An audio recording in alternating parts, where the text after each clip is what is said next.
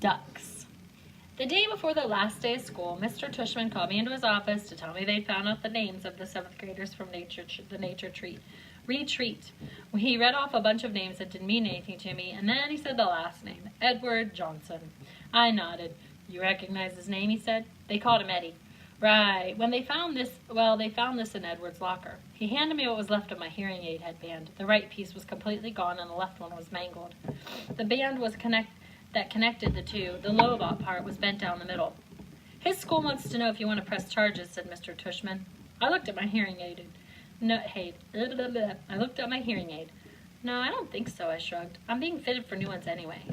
Why don't you talk about it with your parents tonight? I'll call your mom tomorrow to talk about it with her too. Would they go to jail, I asked. No, not jail, but they'd probably go to juvie court, and maybe they'll learn a lesson that way. Trust me, that Eddie kid is not learning any lessons, I joked. He sat down behind his desk. Augie, why don't you sit a second, he said. I sat down.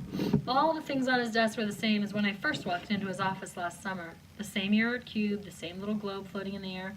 Felt like ages ago. Hard to believe this year's almost over, huh? He said, almost like he was reading my mind. Yeah. Has it been a good year for you, Augie? Has it been okay? Yeah, it's been good, I nodded. I know academically it's been a great year for you. You're one of our top students. Congrats on the high honor roll. Thanks. Yeah, that's cool. But I know it's had its share of ups and downs, he said, raising his eyebrows. Certainly that night at the nature preserve was one of the low points. Yeah, I nodded, but it was also kind of good too. In what way? Well, you know, how people stood up for me and stuff. That was pretty wonderful, he said, smiling. Yeah, I know in school things got a little hairy with Julian at times. I have to admit he surprised me with that one. You know about that stuff, I asked him. Middle school directors have a way of knowing about a lot of stuff. Do you have, like, secret security cameras in the hallways, I joked? And microphones everywhere, he laughed. No, seriously. He laughed again. No, not seriously. Oh, but teachers do know more than you think, Augie. I just wish Jack had come to me about the mean notes that were left in your lockers. How'd you know about that, I said. I'm telling you, middle school directors know all. It wasn't that big deal, I answered. And we wrote notes, too. He smiled. I don't know if it's public yet, though. It will be soon anyway, but Julian Albans is not coming back to Beecher Prep next year. What? I said. I honestly couldn't hide how surprised I was. His parents don't think Beecher Prep is a good fit for him. Mr. Tushman continued, raising his shoulders. Wow, that's big news, I said.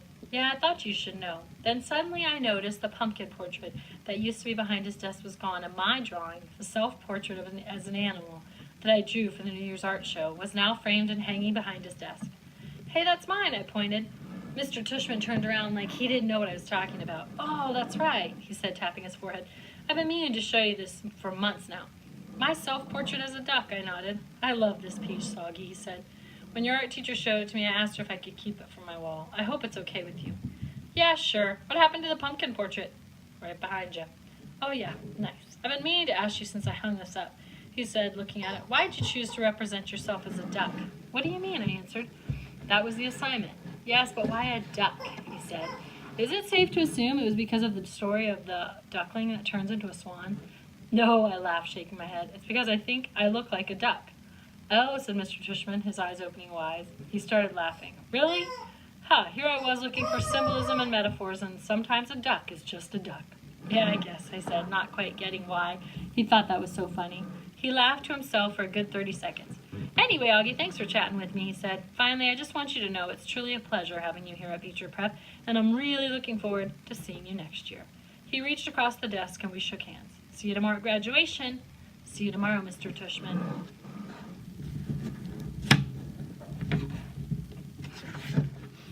The last precept. This was written on Mr. Brown's chalkboard when we walked into English for the last time. Mr. Brown's June precept. Just follow the day and reach for the sun. The polyphonic spree. Have a great summer vacation, class 5B. It's been a great year, and you've been a wonderful group of students. If you remember, please send me a postcard this summer with your personal precept. It can be something you made up for yourself or something you read somewhere that means something to you. If so, don't forget the attribution, please. I really look forward to getting them. The drop-off. The graduation ceremony was held at the Beecher Prep Upper School Graduation Auditorium. It was only about a 15-minute walk from our house to the other campus building, but Dad drove me because I was all dressed up and had on new shiny black shoes that weren't broken in yet. I didn't want my feet to hurt. Students were supposed to arrive at the auditorium an hour before the ceremony started. But we got there even earlier, so we sat in the front and waited. Dad turned on the CD player and our favorite song came on. We both smiled and started bobbing our heads to the music. Dad sang along with the song. Andy would bicycle across the town in the rain to bring you candy. Hey, is my tie straight? I said. He looked and straightened it a tiny bit as he kept on singing. And John will buy the gown for you to wear to the prom. I don't know that song, so I don't know the beat. Sorry. Does my hair look okay? I said. He smiled and nodded. Perfect, he said. You look great, Augie. Via put some gel in it this morning, I said, pulling down the sun visor and looking in the little mirror.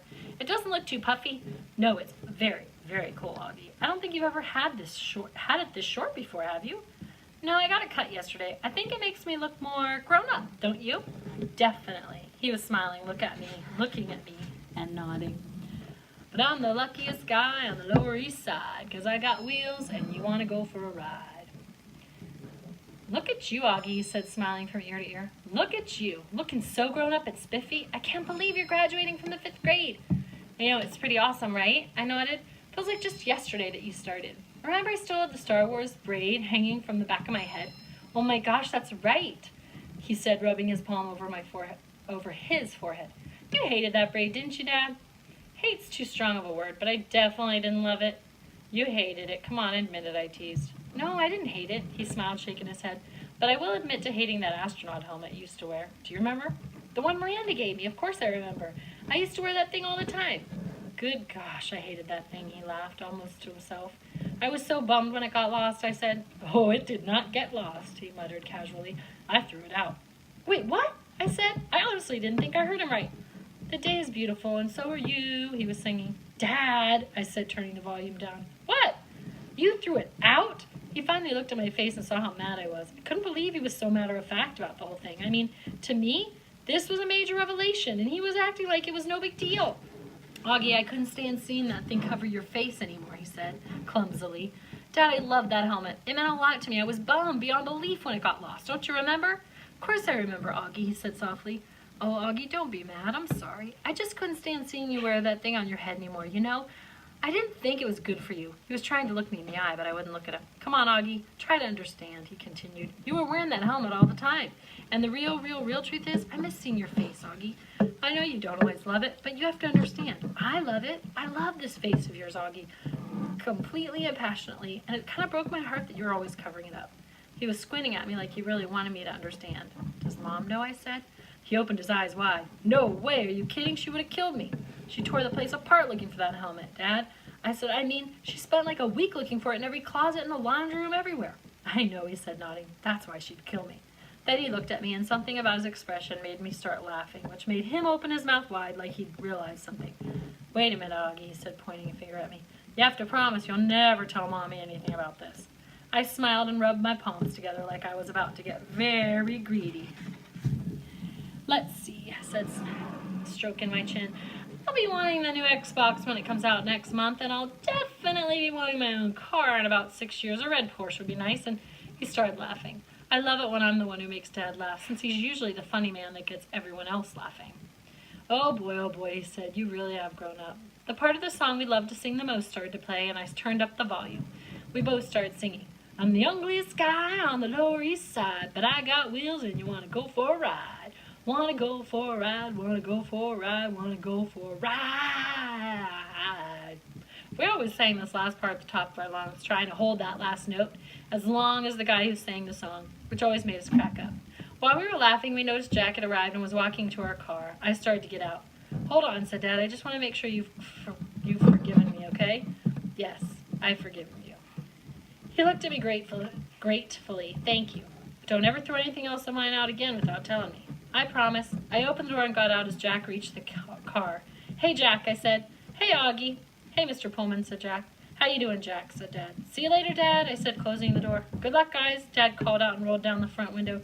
See you on the other side of 5th grade.